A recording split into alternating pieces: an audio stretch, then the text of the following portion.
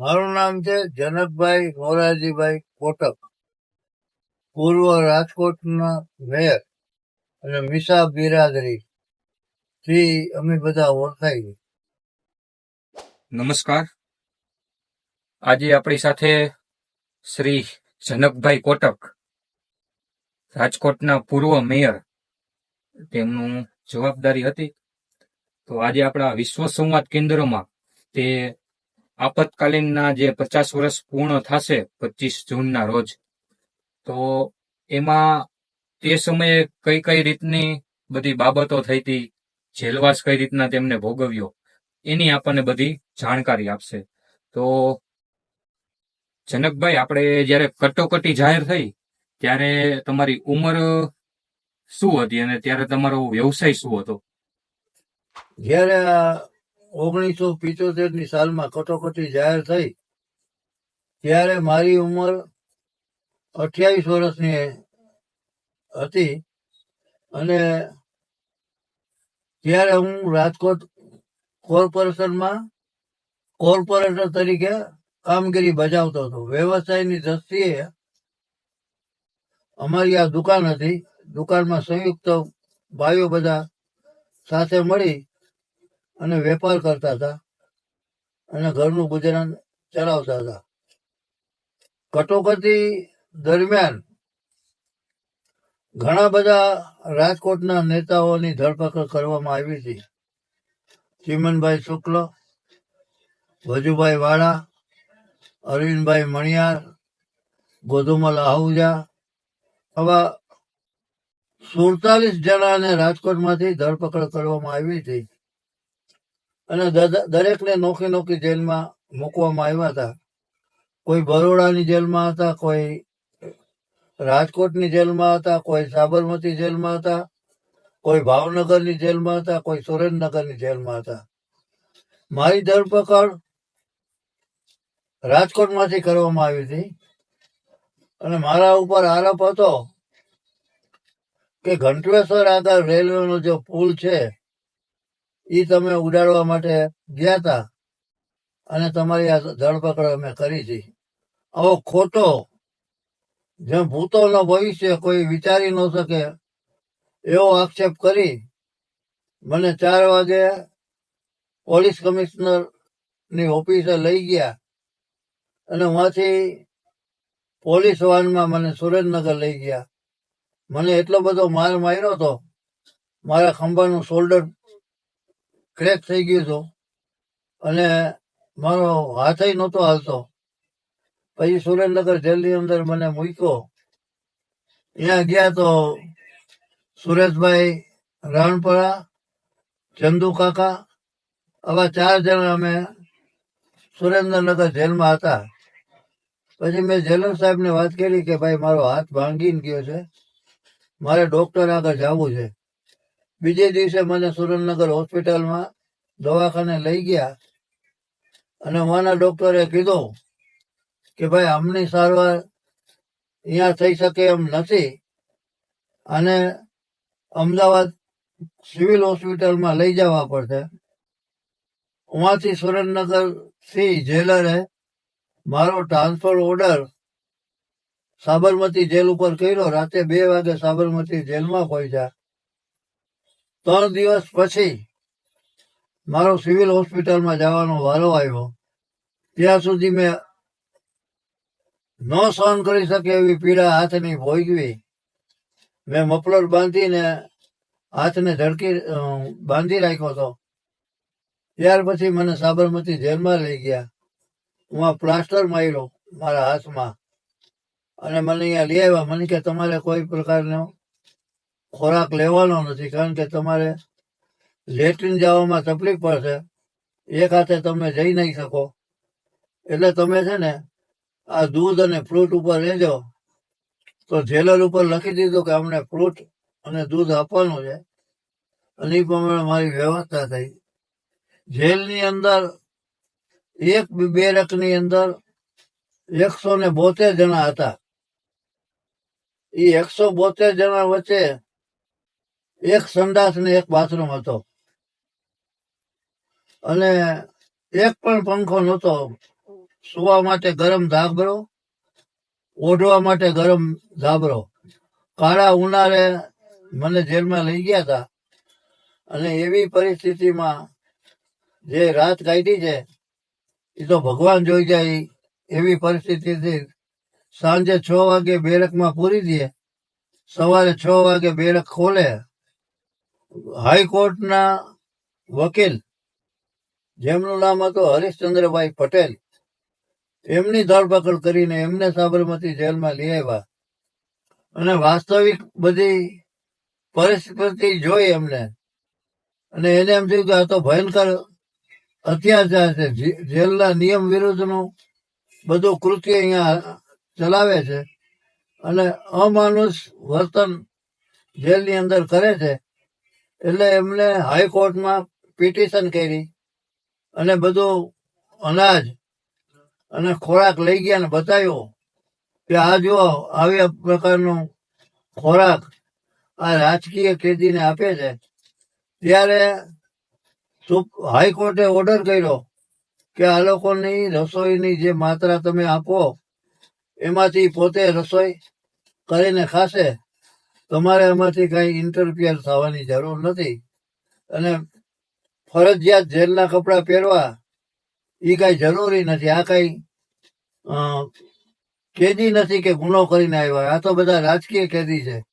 એમને જે કપડાં પહેરવા હોય એની અનુમતિ આપો.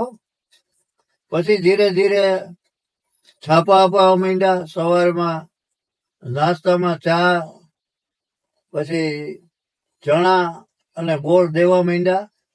એમ ધીરે ધીરે રસોઈમાં સુધારો થવા માંડ્યો. આગલી જે રસોઈ હતી એ મોઢે કરે એમ નહોતી. તો દિનચર્યાની જે વાત કરી તો સવારે અમે બધા 6 વાગે જાગી જાય અને પ્રાપ્ત વિધિ પતાવી અને બધાએ ફરજિયાત 8 વાગે પ્રાર્થના સભામાં આવવાનું. વहाँ ભગવાનને પ્રાર્થના કરતા હતા અને જે કાંઈ ચર્ચા વિચારણા કરવાની હોય, જે વિષય હોય એના ઉપર ચર્ચા કરતા હતા. પછી ભોજન કરી નાહી ધોઈને તૈયાર થઈ અને પછી બધા કોઈ છાપા વાંચતા હતા, કોઈ કપડાં ધોતા હતા, કોઈ વાસણ ઉટકતા હતા. આ તમામ પ્રકારની કાર્યવાહી પૂરી થઈ. બપોરે 11 વાગે ભોજનમાં બેસી જતા હતા. દરેકનો વારો હતો પીરસવામાં કે આજે રાજકોટથી આવેલા લોકો પીરસશે, કાલે જુનાગઢથી આવેલા પીરસશે. એટલે નોખા નોખા ક્ષેત્રોમાંથી આવેલા એમનો નક્કી કરેલું એ બધાને જમાડી અને પછી એમને જમવાનું. આવી અમારે આ પદ્ધતિ હતી. સાંજના સમયમાં અમે બધા રમતા હતા વहाँ અને બરોબર 6 વાગ્યાના ટકોરે અમે ભજન શરૂ કરતા હતા અને એ ભજન 1-1.5 કલાક સુધી નોખા નોખા કાર્યકર્તા બધા ગાતા હતા. ત્યાર પછી પ્રાર્થના કરી ને રાત્રિનો વિશ્રામ કરતા હતા. આમ જેલની અંદર જે પ્રકારનો ત્રાસ ભોગવ્યો હતો એવા તો કદાચ ગુનેગાર કેદી આવ્યા છે ને એના ઉપર સિતમ નહીં ગોઠવે. વચમાં ડોક્ટર આવતા નહોતા તો મને જરા દુઃખ લાગ્યું. તો હું એની સાયકલ લઈ અને રાઉન્ડ મારવા ગયો ને જેલરને બોલાવવા ગયો તો મને અંધારી કોટડીમાં પૂરી દીધો હતો. 8 દિવસ સુધી અંધારી કોટડીની અંદર મને રાખ્યો હતો. ઉવા જ મને ખાવાનું દેવાનું, ઉવા જ સંડાસ પાણી જવાનો. એટલે અસંખ્ય રોજ છાપામાં આવે. એમનો જે પ્રમુખ હતા કોંગ્રેસના એ કહેતા હતા કે આ બધાને સ્ટીમરમાં બેસાડી અને મદદરીએ લઈ જઈ અને આ બધાને ડૂબાડી દેવા જોઈએ. નોખા નોખા કોંગ્રેસના બધા જે આગેવાનો હતા એ સ્ટેટમેન્ટ આપતા હતા કે આ લોકો સાથે આવો વ્યવહાર કરવો જોઈએ, આ લોકોને આવો ત્રાસ દેવો જોઈએ, આના કુટુંબના માણસોને પણ જેલમાં ઘાલી દેવા જોઈએ. આવું સાંભળીને બધા ઘરના માણસો અને બીક લાગતી હતી. એ સમયમાં જેમને આ ઝંડો ઉપાડ્યો હતો પરિવારને સાચવવાનો એ હંસિકાબેન મણિયાર. દરેક જે મીસા બિરાદરી હતા જે જેલમાં હતા એના પરિવારને મળવા જતા હતા. એમને પૂછતા હતા કે તમને શું મુશ્કેલી છે, અમે શું મદદરૂપ થઈ શકી. આવા તમામ પ્રકારના જે કાર્ય છે એ હંસિકાબેન મણિયાર બહાર રહી અને એમની આખી ટીમ હતી. એ લોકો પરિવારનું ધ્યાન રાખતા હતા. કારણ કે હું જેલમાં જાઉં, મારા બાળકો નાના હતા, મારું કુટુંબ મોટું હતું, એટલે વારંવાર મારા કુટુંબના માણસો પણ જતા હતા. પણ હંસિકાબેન નિયમિત રીતે મારા પરિવારની મુલાકાત લેતા હતા. એક ફેરે જેલમાં મુલાકાત કરવા માટે હંસિકાબેન મારા ધર્મપત્નીને પણ સાથે લઈ આવ્યા હતા. અને એની તબિયત નરમ ગરમ રહેતી હતી તો દવા લેવાય લઈ જતા હતા. આવું ચાલ્યા જ રાખતો હતો. અને એ દરમિયાનમાં જે આપણા આગેવાન હતા જયપ્રકાશ નારાયણ, એમની તબિયત બગડી, એના સમાચાર આવ્યા. અટલ બિહારી વાજપેયીની તબિયત બગડી, આવા બધા સમાચાર છાપામાં આવતા. તેથી રેડિયો કે ટીવી તો કઈ ઉપલબ્ધ હતા નહીં જેલમાં, ફક્ત છાપામાં આવતું એટલું જ સમાચાર આવતા. અને એ સેન્સર થતા હતા. જે સમાચાર પોલીસ કમિશનર અને કલેક્ટર મંજૂર કરે એ છાપવામાં આવે. અને લોકો એટલા બધા બી ગયા હતા કે કોઈ ચર્ચા કરવા તૈયાર નહીં, કોઈ કોઈને મળવા ન જાય. કે કદાચ મળવા જશું તો આપણો ઓળખ નીકળશે ને આપણને જેલમાં લઈ જશે. આવો ભયનો સામ્રાજ્ય ઊભું કર્યું હતું.